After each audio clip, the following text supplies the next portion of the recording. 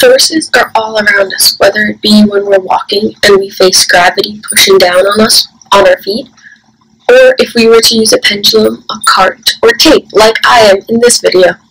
I'll show you different examples of how Newton's third law works in motion. So here's an example of how Newton's third law works in motion. We have two tapes, they're identically the same. I picked two different ones so you can see the difference.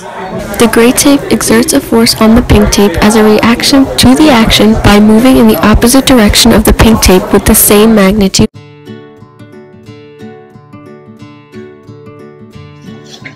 This is Newton's cradle. Yes, it looks simple and looks like it doesn't do much besides ball click, but it does. 3 fundamental topics for physics. 1. Conservation of energy. 2. Conservation of momentum. And 3. Friction. It works by just pulling on 1, 2, or 3 of the balls.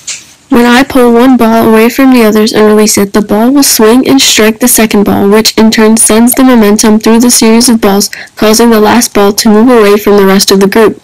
When the last ball swings back, its collision then causes the first ball to move away. This process repeats until it finally wears down. Pulling away several balls will result in the same number of balls moving away at either end.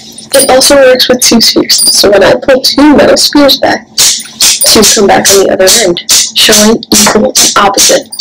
The same works for 3. If I were to pull 3 balls, 3 come back on the other side. The middle one stays in the middle and goes back and forth.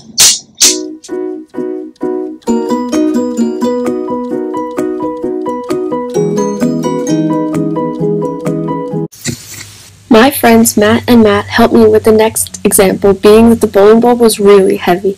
The demonstration was when you push a cart, the cart pushes back against you. That is because the forces always occur in pairs. If one object is much more massive than the other, like in our case with the bowling ball, virtually all the acceleration is imparted to the second object, and the acceleration of the first object can safely be ignored. Newton's third law is one of the fundamental symmetry principles of the universe.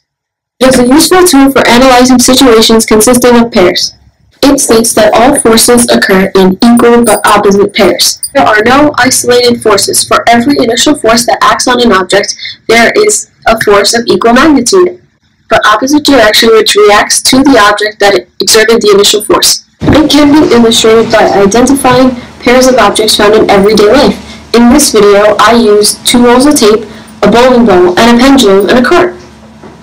In conclusion, according to Newton's third law, all forces are double-ended.